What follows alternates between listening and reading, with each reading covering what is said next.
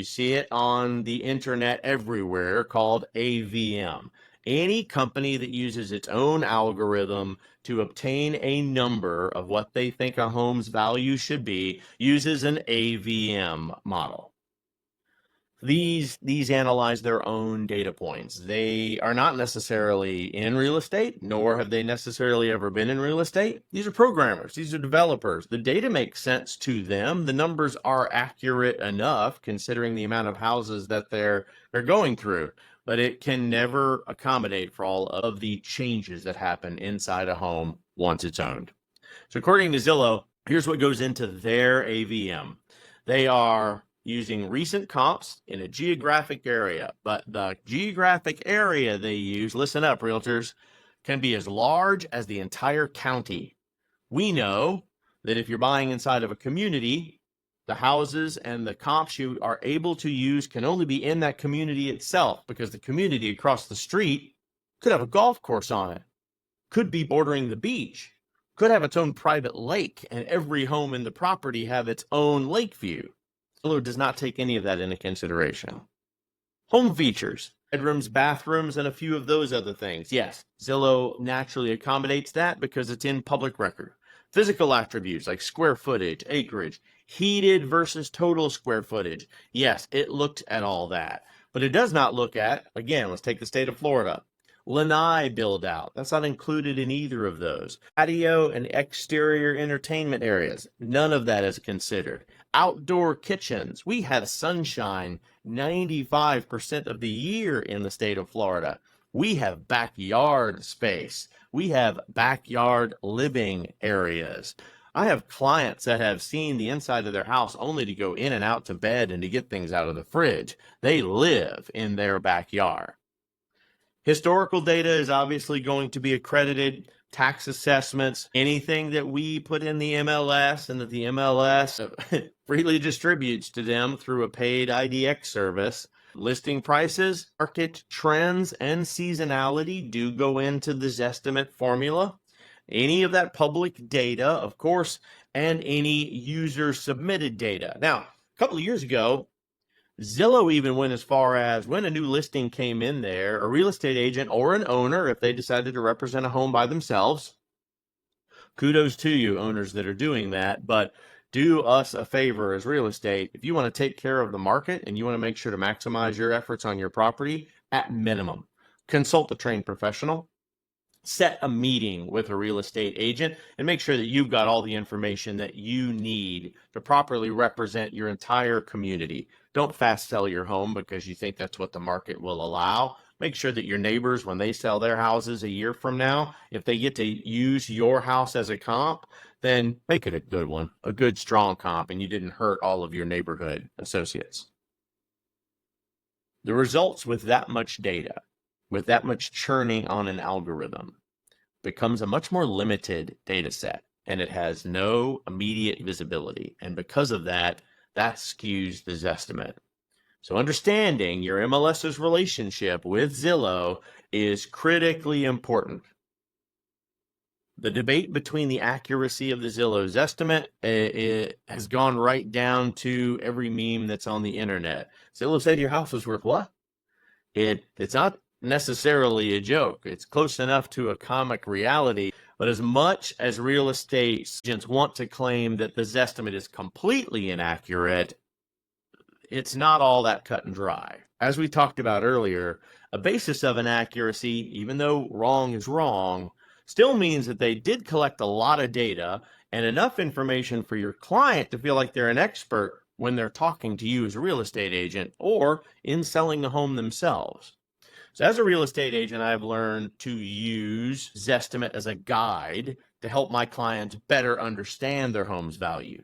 Here's what I call a blind estimate.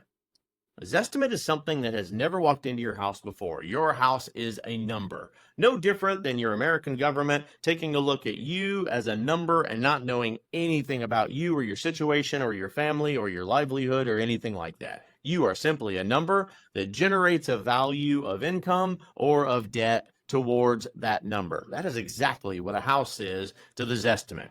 Let me break it down further for you so I can make sure you understand what I'm saying. The Zestimate accuracy fluctuates depending on the data that Zillow only has access to. The listing on Zillow will get updated when information is publicly available. So for instance, homeowner makes an improvement on their property. This would logically increase the value of a property. But until the local property tax authority adds that information to a public database, or if it's a bunch of upgrades inside the house, that will never hit the algorithm until it goes on the market and a real estate agent plugs all that in, and a bunch of AI tools in the background decide to give that an increase or decrease in the evaluation-based market number that the Zestimate is using. Zillow has no idea if there's been any updates. Therefore, the Zestimate will be skewed. Where Zillow shines, and the reason it becomes such a well-used tool is it's the ultimate search engine. I literally have the database to the entire United States homes for sale, not only by real estate agents, but by owners. Why wouldn't I take advantage of that? Because let's face it, our MLS world is highly segregated. I, as a real estate agent in Florida, am zoned simply to where do I do business and where does my MLS service that I pay into as an access fee into my board of membership. That's all the information I get. If I want to see anything in another state where my client might be moving to, so I can still give them some proper information, forces me to partner with another agent in another state that I may have never worked with before, but hopefully they have the same accreditations and certifications I do, so I can trust their knowledge base. And we have to have a good interview session before I can turn my client over to them. This is where Zillow is incredibly successful for the traditional search engine customer. I know clients that even though they're not buying a home right now and won't be buying another home for several years, they sit on Zillow like people sit on Etsy or people sit on Amazon looking for the next best thing they want to sell. It's just like window shopping. And hate to say it, but back during COVID, when we were all stranded in our homes without anything better to do, the real estate market was hot. And it was a lot of fun to sit on Zillow all day long and take a look at how the market would fluctuate so quick. You could buy and sell houses so quickly, it was like working the stock market.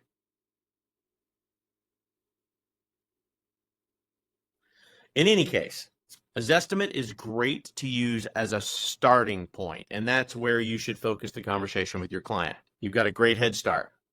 You now have all of the public knowledge and the base data on the home we're wanting to go look at. Just like any dating site or just like anything you see on Facebook or just like everything you see on Instagram, one of my favorite things is how Instagram sees it versus reality on those tours. Fantastic. If you get a chance to watch them, please watch them. They're hilarious. Same thing happens with the house that you want to go look at. We have really good photographers in the industry, fantastic photographers with fantastic filters and with fantastic opportunities to make these houses from 1,500 square feet look like 4,000 square feet with the right lens. I have to tell you, everything that is put on the internet is for the best of sale option, not necessarily the reality. A lot of good ones out there, a lot of very honest real estate agents. This is not a poke at them whatsoever, but they also understand they have a product to sell, and the product is your house. And if we don't do a good job on hiring a good professional photographer, which I have absolutely talked about 100 times in my show, Prime Photography sells homes.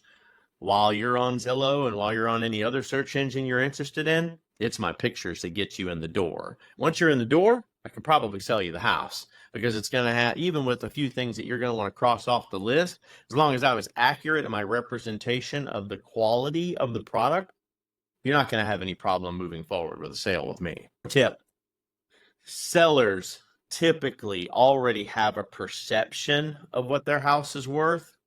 Often because of this estimate, by the way, so don't avoid talking about it. Add a section to your listing checklist and your listing appointment that touches specifically on the Zestimates, the Realtor.coms, the Homes.coms, and how they are evaluating those numbers. You put 3 of those numbers for those 3 top big brands next to each other, and they all have a variance between what the home is worth. It's going to help prove your point to the client that even the softwares can't agree what your home's worth with the same information.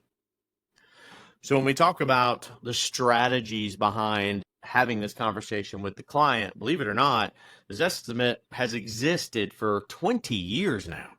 Launched back in 2006, it has consistently evolved over time and has the largest footprint and database of all of the searches. There's a lot of negative reasons of why that's true, which I'm not going to get into in here, but by this point, the general public, you need to understand, has a better understanding that true value of their home cannot simply be determined by this estimate alone. It needs to be coupled and supplemented by a trained professional. You, a real estate agent, other client knowledge, and appraisers.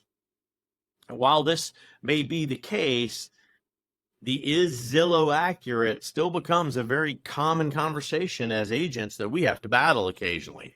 We've still got that client who will go to the Zestimate and argue us to the ground that the inflated listing price or devaluing the home they want to buy will push you to answer, how accurate do you think that number is? So let's discuss that way of combating the seller objections and leverage the Zestimate with that kind of knowledge. Strategy number 1, use your data. And for those of you that work at Keystone, you are consultants. You are beacons of truth. You must have data to support everything that comes out of your mouth. Your opinion is fantastic, but not warranted in any conversation. You absolutely must be able to support anything you do. Gut checks are not welcome here. You must have fact to support. When you conduct your listing presentation, this is your chance to show why you are confident in the listing price range you are suggesting, because ultimately it is the seller's decision of what the home is marketed for. They are looking for your advisement. They are looking for your marketing strategy. They need you to be in the walkthrough to sell the home. But when it comes to picking that final number, your advisement based on everything that you can gather together, including the Zestimate that they have already looked at, is going to help them pick the number and how quickly they need to move their house. Walk the seller through your customized CMA. If you do not know how to do a customized CMA, we absolutely teach a hardcore class on it here. Reach out to us. We will sign you up. Happy to do this online and live for all of you if you want to have that conversation. Compare it to the Zestimate and then give the seller a complete picture for a more accurate pricing. This is a really good time to explain how those multiplier databases come up with these numbers and why the variances exist.